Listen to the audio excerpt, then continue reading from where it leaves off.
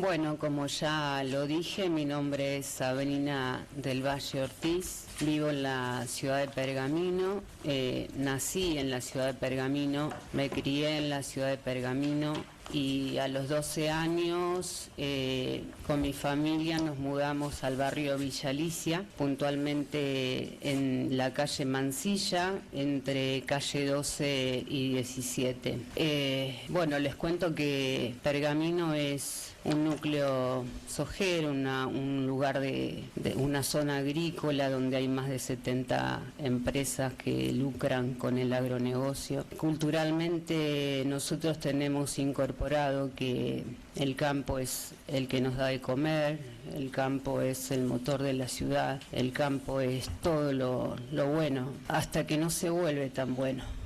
Hasta que nos pasa lo que nos está pasando hoy, ¿no? A los 16 años yo tuve a mi primer hija y fue en el 2001. En el 2007 empezaron con problemas de salud, mi pareja, yo y mi hija, a partir de las fumigaciones que se hacía solamente a 10 metros de mi casa. A 10 metros de mi casa, casa que queda en zona urbana, de acuerdo al Código de Zonificación de Pergamino, donde toda actividad agroindustrial está prohibida, es incompatible con la zona urbana. Teníamos las fumigaciones solamente a 10 metros, el veneno se metía hacia mi casa, se fumigaba, y si cerrábamos las ventanas, eso era un lugar para seguramente seguir respirando veneno. Mi hija empezó con problemas respiratorios, empezó con problemas en la piel, empezó a desprenderse la piel cada vez que se fumigaba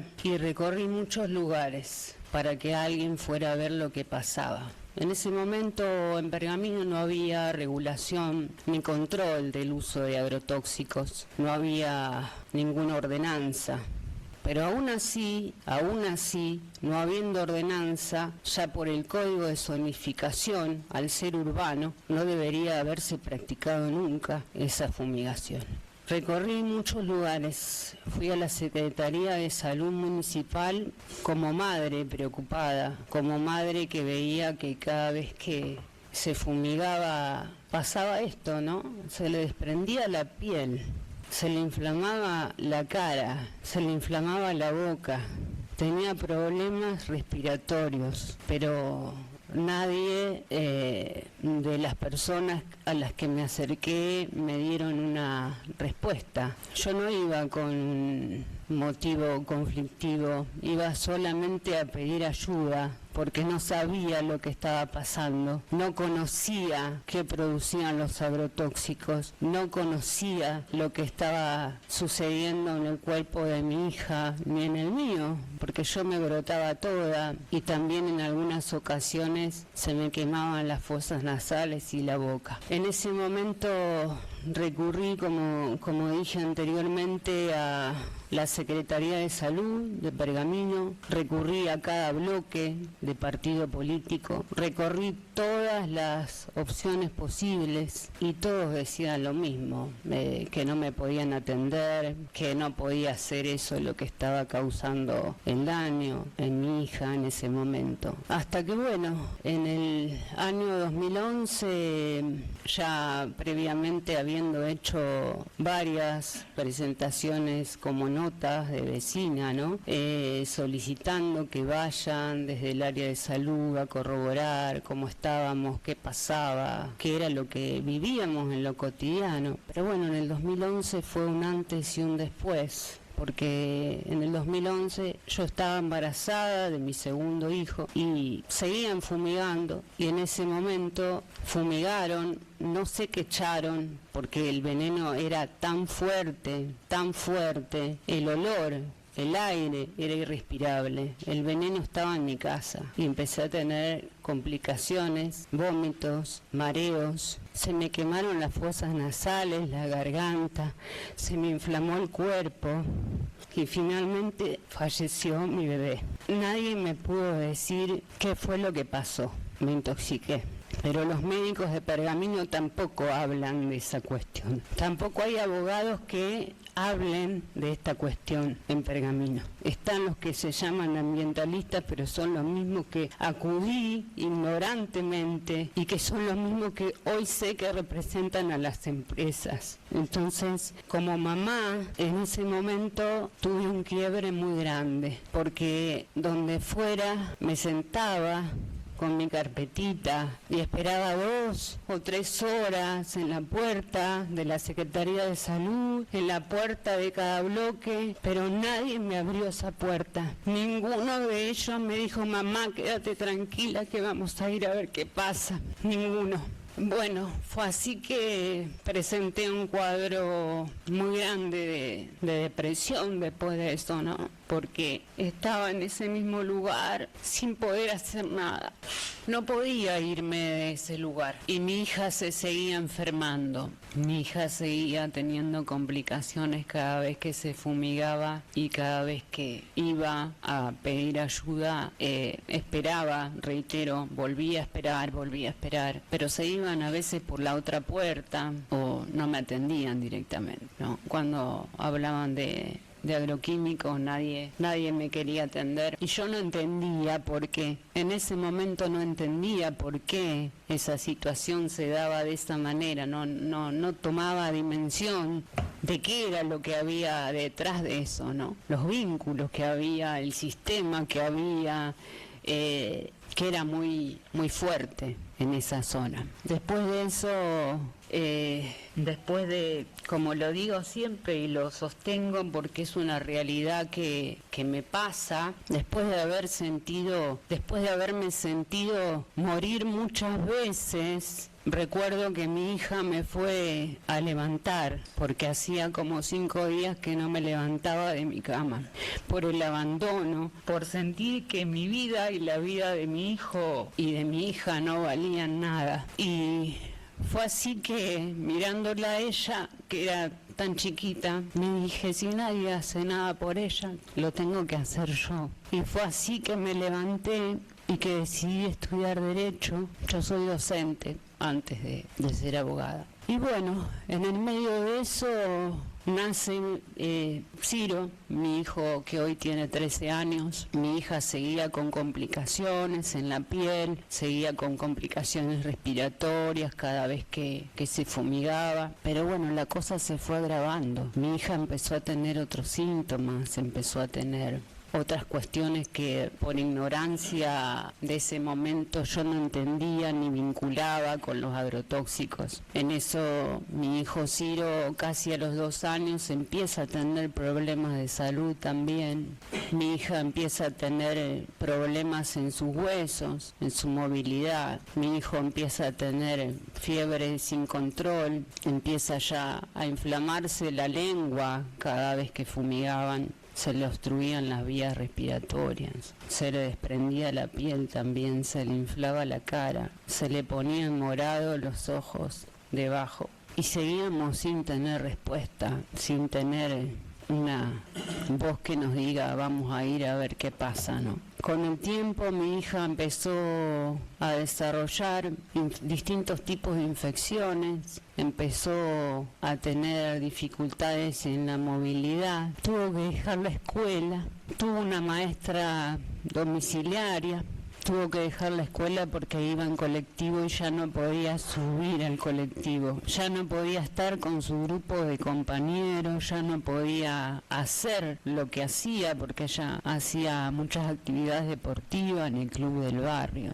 Tuvo que dejar todo lo que le gustaba y recorrer médicos, diagnósticos, estudios, medicamentos, pero no mejoraba. La rehabilitación que le daban no funcionaba y seguía empeorando y sufría de dolor y no se podía mover y después empezó con las manos y ya después ya no podía escribir y ya se limitaba en un montón de otras cuestiones y estuvo así en una silla de ruedas casi 2 años. Perdió toda su adolescencia. Después de recorrer 14 médicos, 14 instituciones médicas, pudimos saber lo que le pasaba, porque de todos los estudios que le hacían, nada daba positivo. En el número 14 recién nos preguntaron, gracias a un traumatólogo que nos atendió en la Fundación Hospitalaria de Buenos Aires, y que le hizo estudios muy complejos, entre ellos un centellograma y biopsias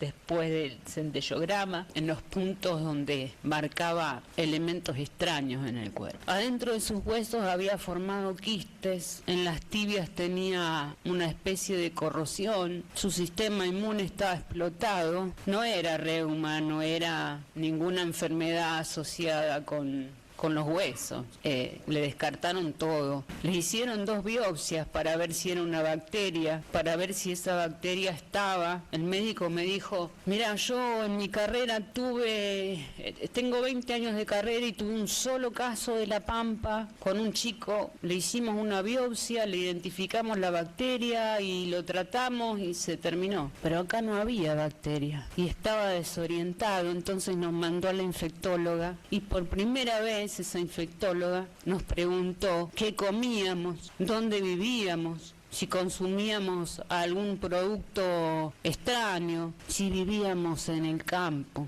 Y yo ahí recién dije, sí, nosotros vivimos frente a un campo donde se fumiga, donde plantan soja y se fumiga varias veces al año. Y ella cada vez que se fumiga tiene problemas respiratorios y en la piel. Y directamente me envió a consultar con una toxicóloga o un toxicólogo ambiental, porque no es lo mismo cualquier toxicólogo, tenía que ser un toxicólogo que entienda de las consecuencias ambientales. En eso sí empieza a ponerse más complicado, empieza a tener otros síntomas, ¿no? Se le agrandaban los ganglios del cuello sin tener ninguna infección, sin tener... a veces hacía sangre en orina, además de inflamarse la lengua, la cara. Él bajaba mucho de peso, en una semana había bajado como 4 kilos y tenía 3 años casi. Fue así que después de que la infectóloga nos indicara ir a un toxicólogo, ubicamos a la doctora Verónica Torres Serino del Hospital Austral de Pilar, y ella me hizo las mismas preguntas, si vivíamos cerca de un campo, si vivíamos cerca de las fumigaciones. Yo le respondí que sí y directamente nos envió a hacer los estudios de presencia de agrotóxicos en el cuerpo. Yo decía por dentro, no, esto no puede ser así, no, porque ella me explicaba un poco qué era eso y qué eran los venenos, ¿no? Que cómo actuaban los venenos en el cuerpo. Me decía que había algunos que no se van del cuerpo. Y bueno, yo fui confiada a hacer los estudios de mi hija, de mi hijo, que en ese momento estaba complicado, y los míos también. Y tardaron un tiempo. Cuando llegaron esos resultados, vuelvo a la toxicóloga. Los hicimos en el laboratorio Farestay de Mar del Plata, que tiene medición o detección de muchos plaguicidas, de los actuales y de los que ya no se usan. Y cuando nos dio los resultados, la interpretación de los resultados fue tremendo. Cuando me dijo, mira, Ciro tiene 120 veces más de lo que su cuerpo puede resistir de veneno. Fiamma tiene 100 veces más. Y vos tenés 58 veces más y tenés sustancias neurotóxicas. Glifosato, AMPA, lambda cialotrina, sustancias corrosivas en el cuerpo. Me dijo, hay un riesgo biológico muy grande. Esto es lo que está explotando el cuerpo de tus hijos. Esto es lo que está explotando tu cuerpo. Y bueno, en ese momento se venían de nuevo las fumigaciones, la época de las fumigaciones. Y me dijo, tenés que sacarlos de la línea de fuego. Lo que tenemos hoy ya es grave. No sabemos lo que puede pasar mañana. No puedes seguir acumulando. Tenés que irte ya de ahí. Y yo no tenía cómo irme. irme. No tenía los medios para irme y me sentía culpable por estar ahí con el veneno en el cuerpo de mis hijos, enfermándose. Porque lo seguían haciendo a pesar de que se había hecho público, lo seguían haciendo igual, seguían enfermando igual, seguía el veneno adentro de mi casa. Hasta que un día conseguí que alguien me cediera, me prestara un lugar. Y estaba acomodando para mudarme. Y un día llego a mi casa, después de trabajar todo el día, porque trabajo desde los 14 años. Llego de trabajar a mi casa y estaba lloviznando, y cuando bajo del auto la primera inspiración que hago era veneno. Habían fumigado de nuevo, estaban fumigando de nuevo. Cuando entro a mi casa, mi hijo ya tenía la lengua inflamada, ya casi no podía respirar. Y fue así que, como pudimos, cargamos algunas pocas cosas en la camioneta de mi papá, cargamos la silla de ruedas de mi hija y nos fuimos. Mi hijo iba llorando, mirando para atrás en el vidrio, diciendo que quería su cama y sus juguetes. Mi hija no se podía mover y lloraba porque le dolía todo. Ese día yo me acuerdo que llamé suplicando y rogando a Naranjo y Tocalini que vengan, que se fijen lo que estaban haciendo, pero me respondieron que no tenían cómo ir y que estaban en un compromiso, que no podían hacerlo. Y de nuevo fuimos nada. Mi hija y mi hijo se seguían enfermando y de nuevo fuimos nada. De nuevo sentimos el abandono, porque en ese momento ya había una ordenanza municipal donde esa misma ordenanza crea la oficina de control que estaba a cargo del señor Naranjo y Tocalini. Señores a los que recurrí muchas veces por teléfono, de manera personal, por notas que desaparecieron todas, denuncias que desaparecieron todas, complicidades. Dejé mi casa, mis proyectos. Yo compré el terreno al lado de mis padres, construí esa casa con mucho esfuerzo, con cada espacio pensado para mis hijos. Todo lo que había soñado, todo lo que había proyectado se había derrumbado. Fue como huir de la muerte. Fue como huir de la muerte. Era una pesadilla. Mi hijo iba mirando para atrás, llorando, pensando en su juguete que dejaba. Y no volvimos más. Hasta ahora recién, gracias a la medida cautelar que existe. Es muy difícil para mí hoy estar acá después de tanto tiempo. Y es muy difícil haber atravesado todo esto porque en el medio conocí a muchas más personas que tienen a sus hijos que se les desprendían la piel, que tenían a sus hijos que se les inflamaba la cara, o algunos hijos muertos de cáncer, de leucemia. Fui recorriendo el barrio y me fui encontrando con un montón de similitudes con mis hijos, con lo que les pasaban a mis hijos. Y fue tremendo ver lo que vi y escuchar lo que escuché. A mi hijo Ciro se le desarrollaban ganglios adentro de sus intestinos, cadenas ganglionares dentro de sus intestinos, cadenas ganglionares alrededor de su aorta, que eran los más peligrosos porque se agrandaban y apretaban y podía pasar cualquier cosa. Adenomegaglias, linfoproliferación ganglionar, tratamientos con antiinfecciosos que se usan en quimioterapia.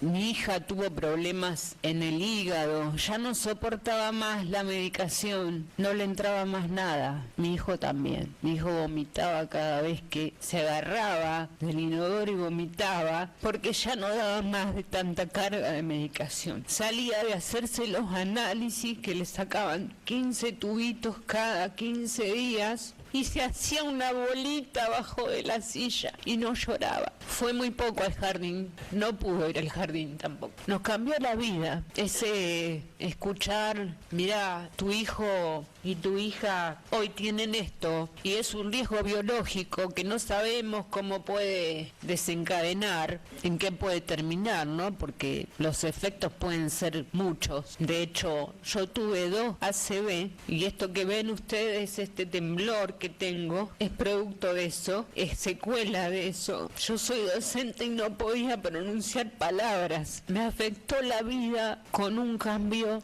de terror, desgastante, porque he escuchado que soy una paranoica, que soy una vecina conflictiva. He escuchado a uno de los secretarios de salud de Pergamino decir que los análisis eran falsos, que buscábamos política, que buscábamos conveniencia económica. Hubo de todo, hubo de todo. Lo cierto es que nuestros cuerpos hablan y que el veneno está en nuestros cuerpos y que no sabemos qué nos puede pasar mañana. Lo cierto es que cada vez que volvía a mi casa miraba a mi hijo para ver si tenía algún síntoma distinto, para ver si estaba bien, para ver si seguía equilibrado, ¿no? Porque cada síntoma en él no era lo mismo que en cualquier otro chico sano o sin veneno. Los miedos de que le pasara algo o que desarrollara algo más grave todavía. La doctora Torres nos envió a realizar estudios que se llaman genotoxicidad. Esos estudios nos envía a hacer a partir de que conoce que tenemos alta presencia de agrotóxicos en el cuerpo. Son estudios que se hacen sobre el ADN, sobre los genes. La recomendación que nos hizo fue que lo hagamos en un laboratorio específico, que es el laboratorio de Delia Iazar, bióloga, que estuvo en otros trabajos muy amplios sobre el daño genético. Y bueno, ahí tuvimos también otra mala fortuna, diría. Los tres teníamos daño genético. Mi hijo Ciro era el que más daño genético tenía en su momento. Fiamma y yo, los tres teníamos ese riesgo, ¿no? Porque el daño genético, para que se entienda, ¿no? Es cuando, por ejemplo, ¿no? Una célula tiene un núcleo. Nuestra célula tenía múltiples núcleos y esa célula se copiaba así hacia otra célula. Es decir, se copiaba dañada hacia otra célula, lo cual podía desarrollar cualquier cosa, cualquier tipo de tumor, cualquier tipo de afectación inmunológica, neurológica, de cualquier tipo en los sistemas, ¿no? Se llama micronúcleo, ese estudio, aberración cromosómica, y después está el otro estudio que se hizo directamente sobre los cromosomas, ¿no? Aberraciones cromosómicas, y el término lo dice, aberraciones cromosómicas. ¿Por qué se llama aberraciones cromosómicas? Porque el veneno fue comiendo parte de los cromosomas de mis hijos y míos. El daño fue muy grande.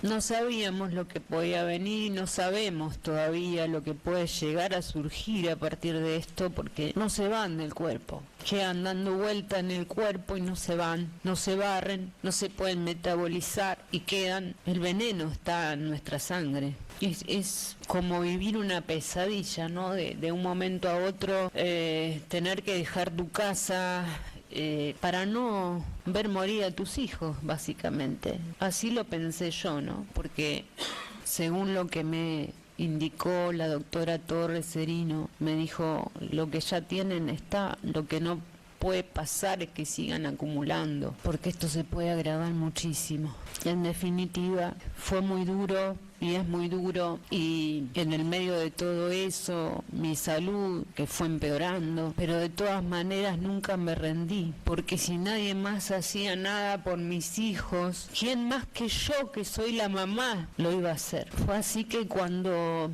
terminé de estudiar, mi primera causa fue esta. No había inspectores ambientales. Yo veo por mi ventanal que van los inspectores al campo de Roses, y los veo también retirarse. Yo tenía un alambrado que era de rombos, o romboidal, como se llame. Y mi hija estaba jugando con el perro, con su mascota, delante de mi casa. Delante de mi casa estaba jugando, yo la estaba mirando desde ese ventanal, y ella entra, y cuando vuelvo a mirar, el señor Roses está cruzando la calle hacia mí casa y yo veía que traía algo, pero no veía qué, no sabía qué. Mi hija entra y cuando mi hija entra, él dispara 2 veces en mi casa.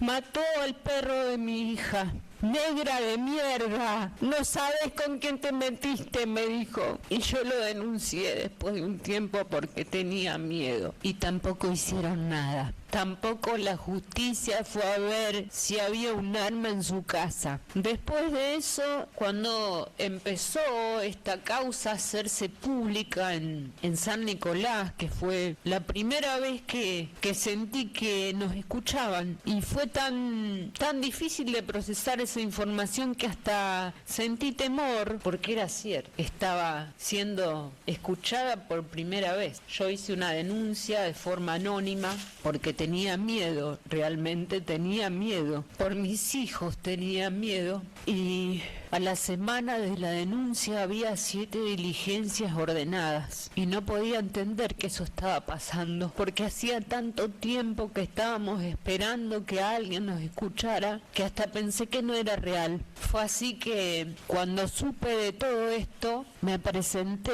amplié la denuncia, presenté los estudios de mis hijos y me presenté luego como querellante. Hay mucha gente que está igual, muchas mamás como yo, que hoy vengo a hablar por ellas, porque no todas van a venir, que pasaron y que están pasando por esta situación. Y realmente hay un flagelo muy grande porque han acudido a la sala del barrio, y en la sala del barrio el alergista y los médicos que hay en la sala del barrio, a todos les dicen que es piel atópica, les han dicho que era falta de higiene, que no tiene nada que ver con los agrotóxicos. Les cuento que allá, seguramente como acá, el centro de atención primaria depende del área municipal, de la misma Secretaría de Salud donde no me atendieron. Y para todos es piel atópica, un inyectable y jabón DAP y a la casa. Esa gente a veces no tiene para ir en colectivo al hospital.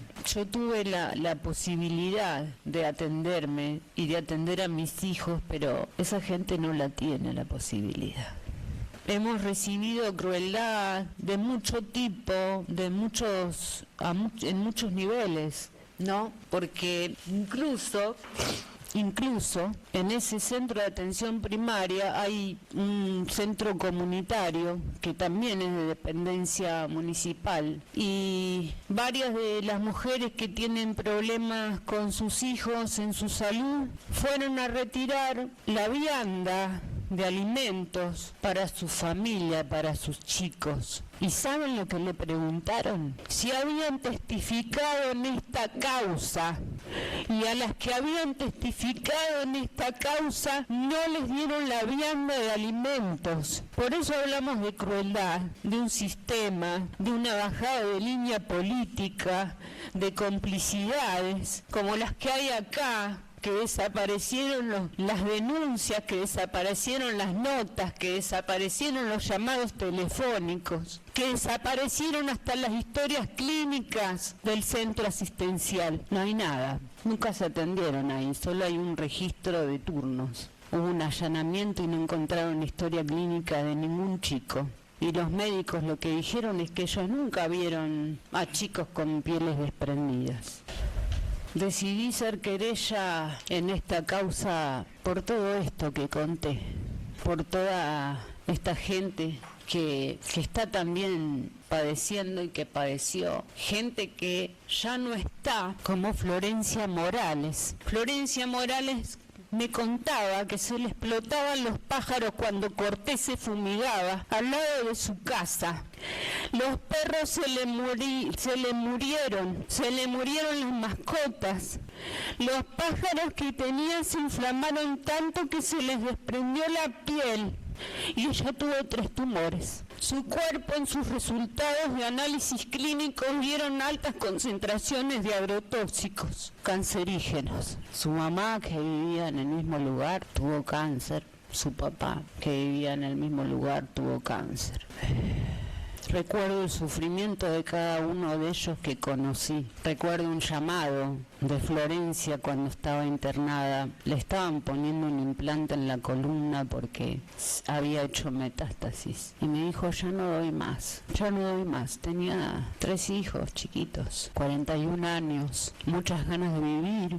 Trabajaba en un lugar que le gustaba, una hermosa persona. El veneno le comió el cuerpo, porque hizo lo mismo que está haciendo en las células nuestras, en nuestro ADN, en nuestros cromosomas. Por eso hoy estoy acá, como querellante. Por eso hoy espero que la justicia, después de tanto tiempo, no tome esta causa como una causa menor, ni administrativa, ni de contaminación ambiental solamente, porque también supimos que estábamos dándoles a nuestros hijos agua con 18 venenos todos los días. En mi casa había veneno en el agua, había veneno en el patio donde jugaban mis hijos.